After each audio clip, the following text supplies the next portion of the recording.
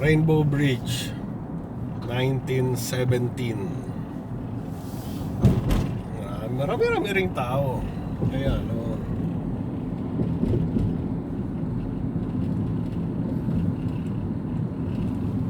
kaya mas malamig ang tubig dyan or doon sa kabilang pinupuntahan natin? Ayun, may mga nagre-ready pa doon,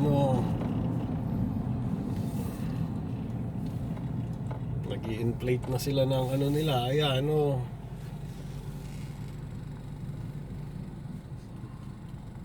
nag-i-inflate na sila ng mga 5 oras tapos na yan. Bago dumilim, tapos na silang mag-inflate niyan. Pwede na makakapagana sila. Ayan, dapat pagka magja-jogging tayo, ganyan,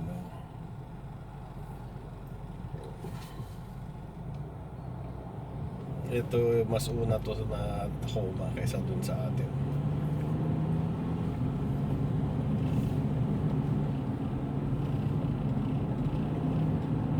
Papunta po kami dito sa tinatawag na Sutter Street, historic site ng marami pong nakakikita dito na yan, Sutter Street.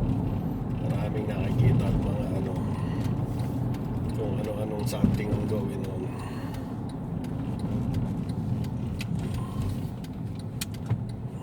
Saan kaya nila ginagawa yung meron po daw dito yung farmers market.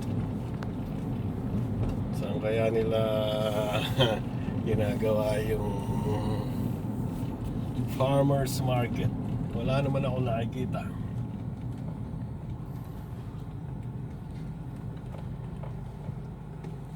Dito po kami nagpunta nung nakaraan ng Peach Festival. Doon po kami nanggaling sa side na yon at kinatututukan ng camera. Over there. Ayun, doon din pala ang pwesto ng farmers market. Ano kaya? Puno kaya yung building? Ayan, dito po, ganyan. May pedestrian lane, slow down, check kung may tatawid, stop, full stop. Patatawirin ang dapat tumawid. Pagka wala, tsaka lang kayo aabante ng tawid na mga nene. Hindi po katulad sa Pilipinas na dinidisregard ang pedestrian lane. Dito po napaka-importante niyan. Kahit po sa ibang bansa, maliban sa Pilipinas. To wait. Nagmamadali ito. Ayun, may nagmamadali sa likod. Pumunta ka na. Pinusinahan na kami. Batang driver. Marami rin naman po mga pasaway na driver dito. Ayun, katulad tumigil siya dahil dun sa tumatawid kaya nasa gitna siya. Pero dapat din mo na siya umabante. May mga pasaway din po dito pero kukunti, bihira. Hindi katulad sa Pilipinas na Diyos ko po. Kapanood ko na isang beses yung isang batang estudyante, babae. Okay, pag tumigil naman po ang pedestrian, tinanguan kayo, kinawayan kayo, ibig sabihin pinapadiretso kayo, ayun, dumiretso kayo. Pero hanggang di sila tumatango, ngumingiti o kumakaway, huwag kayong didiretso. Ito pong parking na to, libre. Yung napanood ko, ayun, si Tag, nakita mo na yung bata, estudyante, mga kaedad ni Mia, naglalakad sa side ng street, nasa siya, sidewalk. Nagse-cellphone habang naglalakad. Biglang nakaisip tumawid. Biglang tumawid, walang lingon-lingon, walang check left and right, basta tumawid sa pool ng motorsiklo. Motorsiklo o e-bike. Talentaw yung bata eh. Pwede ba tayo dito? Pwede na dito. Yeah. Makapagpatras. That's the advantage ng 6-hour parking. Hindi pwede dyan. 6-hour parking yung nakalagay doon.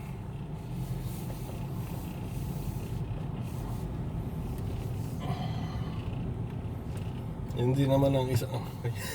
Akala ko wala na. Maliit. Maliit pala. Yun naman ang isang ano palang O yan. Eksakto si Rosani. yun, nagkatinginan lang. Alam kong aalis siya kasi nag-on siya ng headlight. Inintay ko na.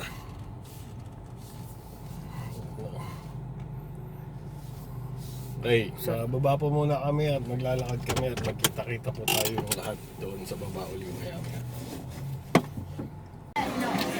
Nandito na po kami sa farmer's market. Puro vegetables naman po ang mga tinda ngayon. You can go ahead. Yung nakaraan, puro fruits, mga peaches, plums, watermelons. Ngayon naman po ay mga vegetables. Nandun na naman yung nagtitinda ng kamatis. Sa mga long beans nila, oh. Ito, pila. That's okay. We'll probably use the other Pila one. ang, ano ba, may nagtitinda rin ng wine. Can I have this one? So, may mga corn. May mga gulay doon, no?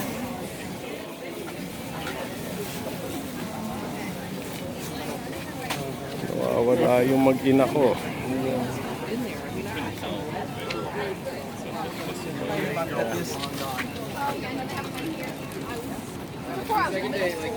No, may mga cucumber. Hindi nakakita ng asawa ko yung mga cucumber. Excuse me. Ayan na, tumitira na naman ang patikim. Ang asawa ko. Mahal yung green onions, 250. Sweetheart, mahal yung green onions, 250.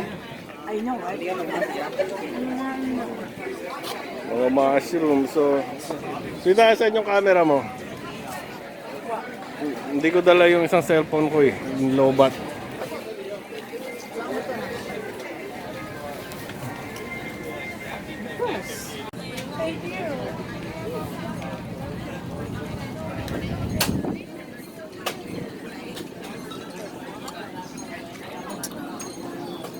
$6 some basket.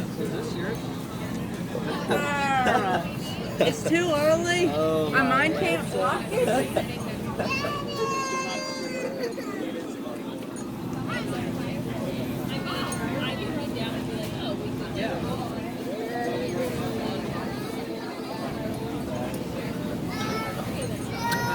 May mga nagtitinda rin ng wine.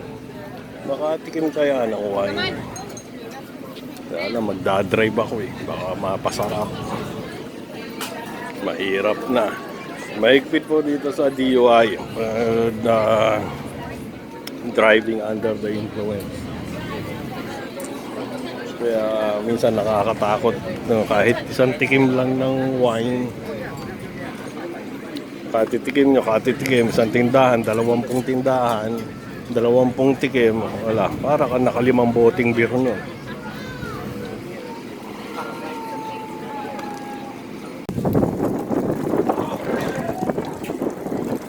Lumabas po muna kami dun sa may flea market at gustong tumingin-tingin ng Jonakis dito sa mga tindahan dito sa street dito. Merong may alaga ng baboy doon, no? Pet niya yung baboy. Nakita niyo naman ka-weirdoan ng mga Amerikano. Ayaw niya ng aso, gusto niya baboy. Ito po yung Sutter Street. Dito po na nagsettle ang kumbaga ito ang pinakaunang main street ng Folsom bago sila lumipat at nag-expand doon sa bago nilang lugar ngayon. Dito po sila una nagsettle, mga early 1700s. Kasi malapit sa ilog. Kaya ang mga building talagang mga luma. Nire-enforce na lang nila para gumanda-ganda.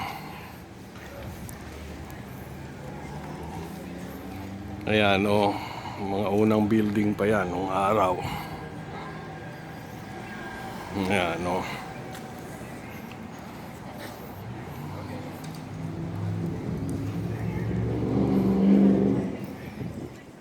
Parang yung mga panahon ng Kobo, yung mga building, mga pasad. Tapos sa likod niya, mga simpleng-simple lang. Bubong, that's it. Wall. Ito pa, isang ano. Yan, no, yung mga lumang building na yan. No.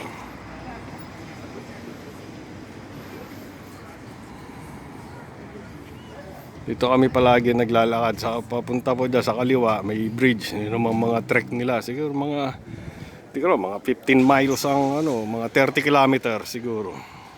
25 kilometers yung trail nila diyan. Kaya once a week punta dito sa ibang lugar. Since 1978, yun na yung target namin na 10,000 steps. Na ginagawa namin kung hindi man every day, every other day or once a week, pinaka-exercise namin. Ayun na naman si pare ko, yo. Ayos.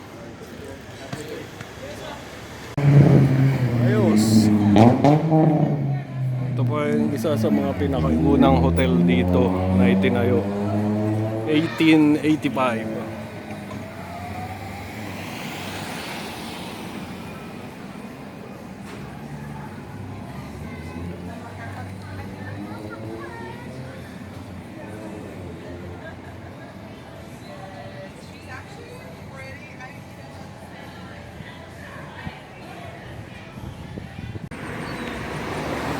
Papunta po kami dun sa bridge. Nadaanan po namin yung favorite naming bar ng mag-asawa. Diyan. Meron po diyang live band Thursday, Friday, Saturday. Puro 80s ang tinitira nila. Kaya masarap tumambay-tambay dyan.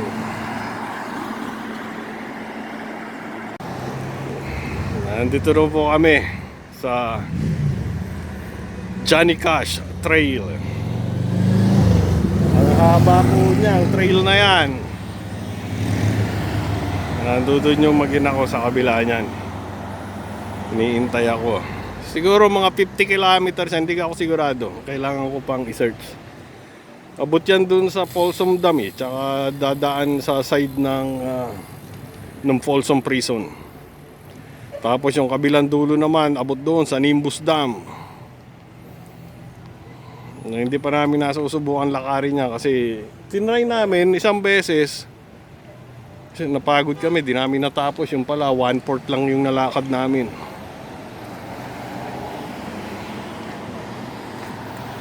Dito po yung dinaanan namin kanina.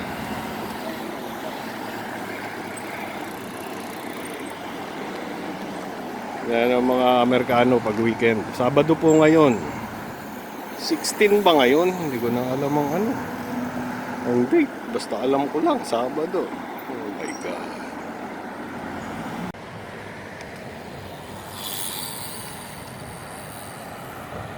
Yan po yung tulay na dinaanan namin kanina, built ng 1917. Ito naman ang tulay ng pedestrian. Andun na yung mag-ina ko, nauna na, iniiwan na ako.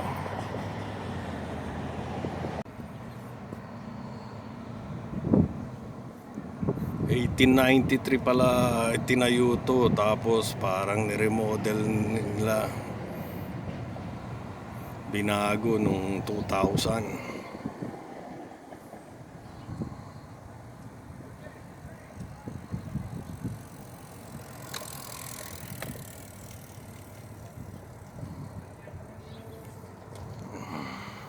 po yan. Ang hindi pa nakikita ng anak ko, yung tulay naman ng mga animals sa Canada, marami yun. Binandalize nila yung tulay. Paano nakapunta yung mga lokong yun dun at napintahan yun? Ay, talaga mga kabataan, oh. Parang sa susunod dito naman masarap mag paddleboard. Dito nga maaya ang mag-ina ko. At yung mga hipag ko at mga pamangkin.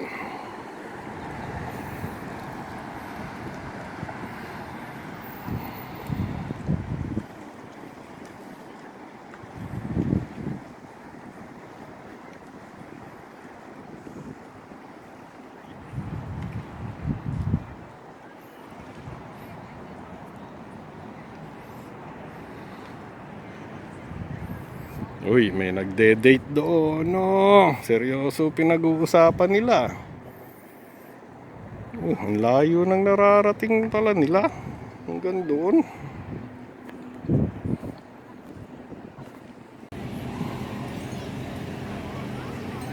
Maraming salamat po ulit pagsama ninyo sa amin ngayong araw na to.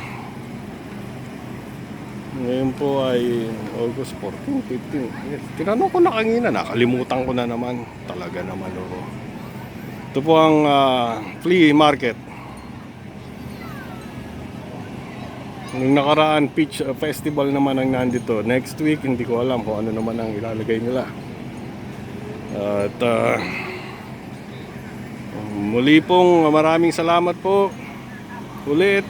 At ingatan po natin ang ating mga sarili at ang bawat isa. Mabuhay po tayong lahat.